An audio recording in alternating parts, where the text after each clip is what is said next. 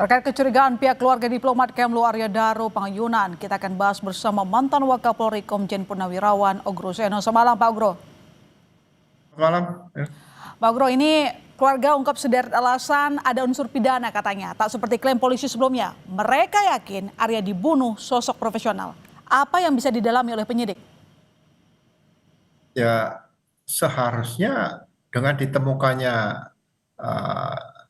mayat Arya Daro tadi, Panganjuran tadi di lokasi kos tadi, semua kejanggalan-kejanggalan itu harus diinventarisir, dicatat. Ya, kejanggalan banyak kan ditemukan dalam posisi selimut utuh dan sebagainya.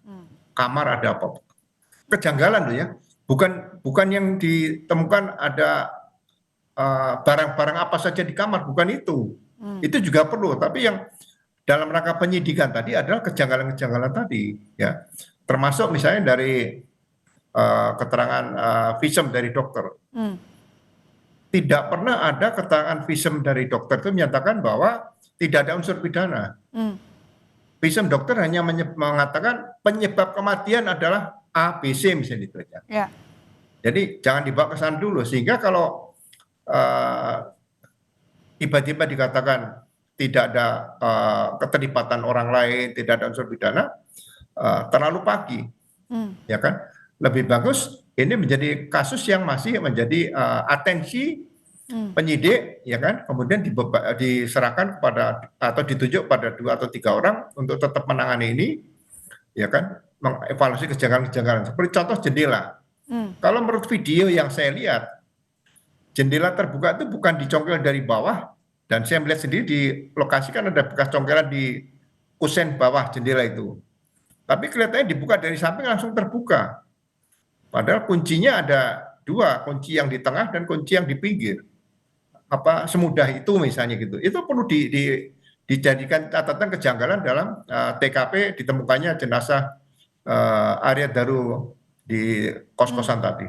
Oke, ini artinya memang dari awal sudah banyak kejanggalan, dan menurut Anda apakah penyidik sudah cukup detail untuk menginvestigasi kejanggalan-kejanggalan itu? Ya mungkin tidak terbuka pada publik, ya seharusnya itu bagian dari penyidikan seperti itu, sehingga tugas polisi kan ada pelindung, pengayom, pelayan, pemelihara kapten, penegak hukum. Jadi di samping penegak hukum juga tugas pelayan pada masyarakat ini harus ditegakkan juga. Jadi misalnya ada informasi yang saya baca juga ada keluarga menerima amplop coklat ini. Nah, pada saat menemukan amplop coklat, siapa petugas yang menangani kasusnya Arya ini, almarhum Arya ini, yang di Polda Metro, dia tetap berkomunikasi dengan 1, 2, atau 3 orang yang ditunjuk untuk menangani kasus yang masih meninggalkan misteri ini. Jadi pengacara keluarga juga bisa komunikasi, melihat perkembangan sampai sejauh mana, dan bila perlu diajak diskusi. Apalagi keluarga sudah membuka diri kan, itu lebih bagus. Jadi dialognya lebih enak. Seperti itu. Jadi menurut Anda pihak keluarga sampai membuat pernyataan kepada media karena merasa ada ketidakterbukaan secara komunikasi dari pihak kepolisian?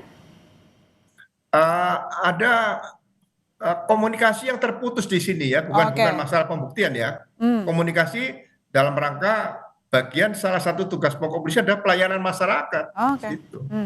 Oke, jadi Pak, ini juga yang selain tadi soal amplop ya, keluarga juga mengungkapkan ada temuan kejanggalan, misalnya handphonenya katanya hilang, tapi ternyata di medsos dan WhatsApp-nya aktif, hingga kiriman misterius orang tidak dikenal. Nah, polisi perlu mendalami lagi temuan-temuan yang diungkap atau seperti apa menurut Anda?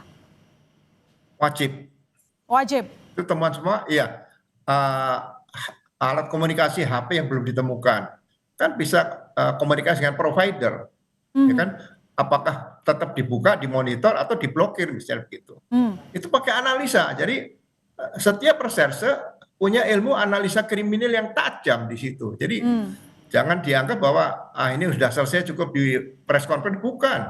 Ini masih harus ditangani serius, dan ya mungkin mungkin memerlukan waktu tidak hanya 1 bulan 2 bulan, bisa 1 tahun belum selesai, sehingga akhirnya keluarga juga bisa menerima kalau penjelasan polisi tadi sudah cukup banyak mengungkap kejanggalan-kejanggalan yang bisa ditemukan di tempat kejadian perkara atau TKP tadi. Ya, lantas bagaimana memastikan setiap fakta bisa diusut secara terbuka? Begini, saya juga pernah menangani kasus matinya seorang wanita di hotel di Surabaya dulu ya, tahun 96. Jadi tidak perlu disampaikan ke media secara terbuka setiap saat. Oke. Yang penting sekarang keluarga, kalau sudah ada ditunjuk pengacara, ya disampaikan kepada pengacara saja, sampaikan bahwa ini langkah-langkah sampai sejauh ini.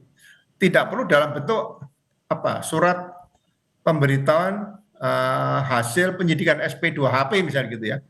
Nggak perlu. Jadi pengacara bisa datang, bisa telepon mungkin di situ asal benar pengacara, jelaskan saja langkah-langkah kami seperti ini. Hari ini kami tidak bisa melangkah karena belum ada informasi baru, tapi masih kita dalami. Sehingga sekali lagi pelayanan kepada keluarga korban ini benar-benar merasa dilayani dengan sebaik-baiknya oleh pihak penyidik atau pihak kepolisian. Ini apalagi kalau kita tahu keluarga juga minta penegak hukum dan negara hadir mengawal kasus ini. Ini artinya apakah memang kasus kematian Arya belum diungkap secara transparan menurut keluarga dan juga mungkin menurut Bapak? Ya kalau sebenarnya bisa dilayani maksimal oleh pihak kepolisian, oleh penyidik, ya tidak, menurut saya tidak perlu misalnya sampai ke presiden dan sebagainya. Ini kan polisi juga bagian dari dari ketatanegaraan di bawah presiden. Ya jangan memberikan presiden beban banyak. Tapi saya tidak melarang. Tapi saya lihat berarti ini ada komunikasi yang tidak nyambung ya antara keluarga dengan pihak kepolisian ini, sehingga pihak keluarga mencoba membuat surat kepada presiden. Gitu. Dan harusnya setelah mungkin pernyataan, mungkin ketidakpuasan dari keluarga ini bisa langsung disambut oleh pihak kepolisian begitu ya Pak Agra? Seharusnya seperti itu, langsung pengacara saja diundang untuk diadakan pemberian informasi berkaitan meninggalnya almarhum Arya Daru ini di tempat kos di Menteng tadi. Artinya setelah ini pihak kepolisian harus mendalami yang tadi ditemukan oleh pihak keluarga seperti menerima amplop, kemudian Instagram korban, lalu aktif, kemudian WhatsApp-nya juga demikian. Itu harus ditelusuri begitu ya. Karena kan sebelumnya dikatakan bahwa handphonenya hilang gitu loh Pak Ogro. Ya, harus bisa dijawab oleh penyidik. Penyidik kan membuat terang suatu penyidikan, membuat terang suatu perkara. Harus bisa dijawab. Jangan dibiarkan bahwa cukup disampaikan kemudian disimpan, jangan. Ini kan sudah pekerjaan mulia penyidik, pekerjaan mulia polisi yang harus dilakukan sesuai dengan amanat Undang-Undang Nomor 2 Tahun 2002 tentang Kepolisian Negara Republik Indonesia itu.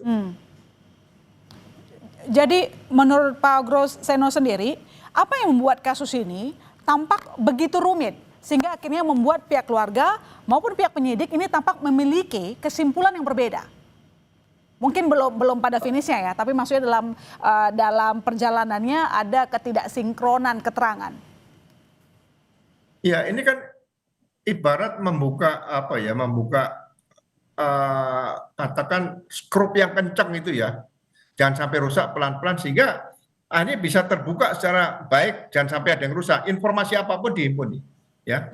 Jadi saya rasa tidak perlu tim lengkap yang ditunjuk untuk menangani ini, cukup mungkin ya satu perwira menengah, satu perwira pertama, satu brigadir atau 2 brigadir, 4 orang lah untuk mencoba menangani kasus ini, sehingga suatu saat kalau mungkin petugasnya pindah diganti lagi petugas, ini kasus atensi. Ya kan, jangan sampai hanya 2 bulan 3 bulan setelah press conference tutup buku, jangan. Ya. Ini bukan tugas seperti pabrik memproduksi selesai, bukan. Ini harus diungkap sampai mencapai finishnya di mana. Ini belum finish loh ini. Oke, berarti ini memang masih dalam proses penyidikan harusnya begitu ya, belum finish sama sekali. Masih jauh Pak? Ya kalau finish berani nggak dikatakan SP3, nggak berani kan? Oke, baik. Terima kasih Pak Ogro Seno telah bergabung di Kompas Malam. Selamat malam, sehat selalu Pak. Malam.